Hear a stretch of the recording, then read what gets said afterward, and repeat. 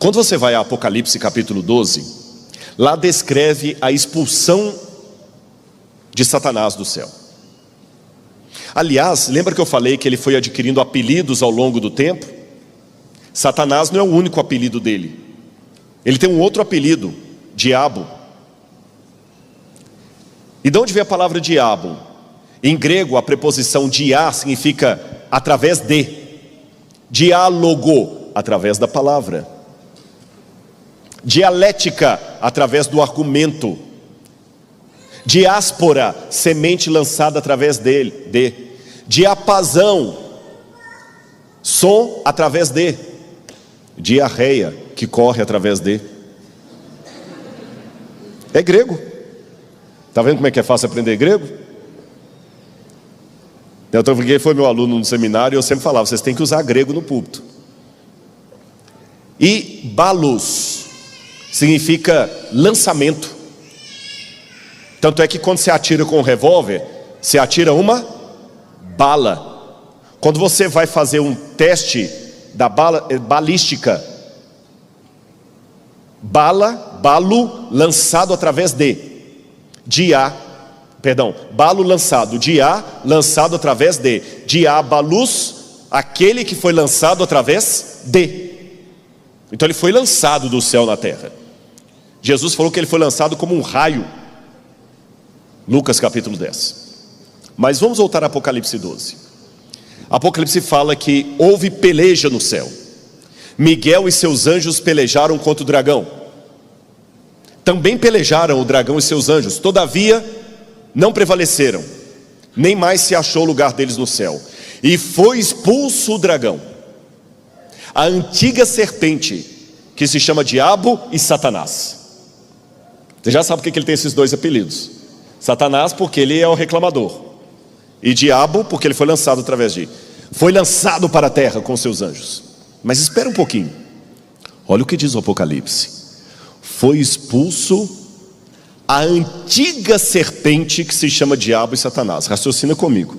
Para o Apocalipse falar que foi expulsa a antiga serpente, é que essa expulsão tem que ter acontecido em algum momento depois da queda de Adão e Eva. Concordam comigo? Porque se ele já é expulso com o nome de antiga serpente, é porque ele já tinha atuado através da serpente. Além disso, o Apocalipse fala que essa expulsão do diabo do céu aconteceu numa época posterior à ascensão do Messias, porque a mulher dá à luz ao menino, ao Cristo, e esse menino ele sobe até o céu, e aí que Satanás é expulso do céu. Então, pela cronologia aqui, essa expulsão de Apocalipse capítulo 12 tem que acontecer depois da ressurreição e ascensão de Jesus. Tudo bem até aí? Mas aí eu tenho um problema, porque em Lucas capítulo 10, Jesus, antes de morrer e ressuscitar, declarou: eu via Satanás caindo do céu como um relâmpago, ou como um raio. E de fato, o livro História da Redenção mostra que ele já perdeu o lugar dele no céu lá no início da rebelião dele. Como é que eu resolvo isso? Jó me dá a resposta. Porque entre essa expulsão original dele do céu, antes da criação de Adão e Eva, ele já foi expulso do céu. Antes dessa expulsão dele do céu, e essa segunda expulsão dele depois da ressurreição de Jesus, tem o livro de Jó, que fala que os filhos de Deus foram comparecer perante o Senhor, e veio também Satanás entre eles. Essa expressão no hebraico, veio também Satanás, Gam ha-Satan, é uma expressão irônica. É como se dissesse assim: veio alguém que não teria direito de estar ali, que não era para estar ali. É como se falasse o seguinte: foi todo mundo lá em casa, fulano, beltrano, ciclano, e também a fulana de tal. Quando eu falo isso, você sabe que aquela não era para estar ali. Então por que ele foi comparecer perante Deus se ele foi expulso do céu? O diálogo dele com Satanás, o diálogo de Deus com Satanás me responde.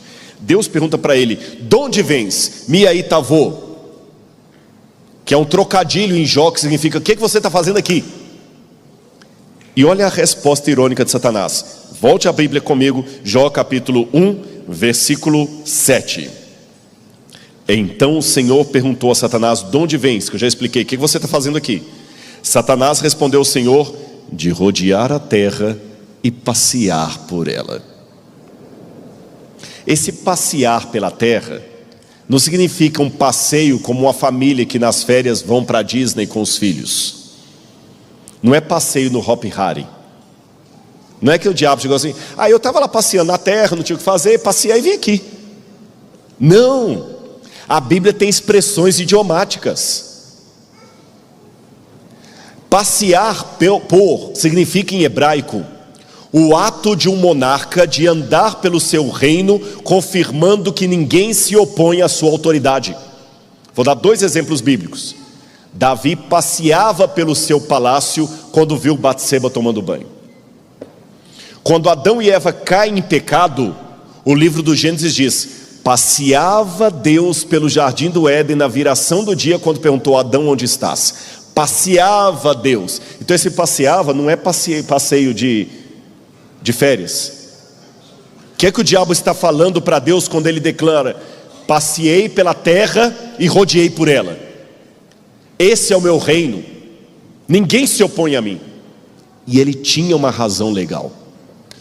Eu aprendi uma coisa sem ser advogado: há muitas demandas que não são morais, porém são legais.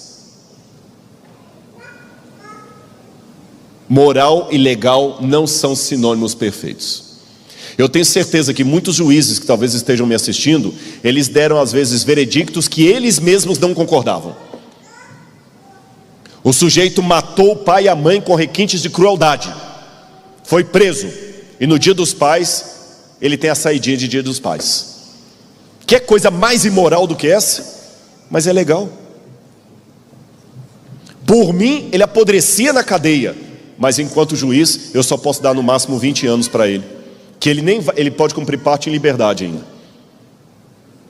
Há coisas que são imorais, porém legais. O diabo não tinha o direito moral de ir ao céu, mas ele tinha o direito legal, porque quando Adão e Eva comeram daquele fruto, eles entregaram o planeta de mão beijada para o diabo. Por isso que quando os filhos de Deus vão comparecer perante o Senhor, o diabo, mesmo tendo sido expulso lá atrás, ele vai. E Deus pergunta: você já viu meu servo Jó? Tem alguém que se opõe a você? E o diabo fala: não, mas espera aí, não, calma lá, ele se opõe porque eu sou o contra. E Deus falou: não é bem assim. E por amor a todos os outros que estavam vendo aquela cena, Deus teve que permitir Satanás tirar a paz de Jó, porque Jó era a evidência jurídica que Deus precisava naquele momento. O diabo não pode se arvorar o Deus desse mundo enquanto houver uma pessoa que se opõe a ele, mesmo em pecado. Porque se Cristo veio morrer pelos pecadores, a salvação não pode ser obrigatória.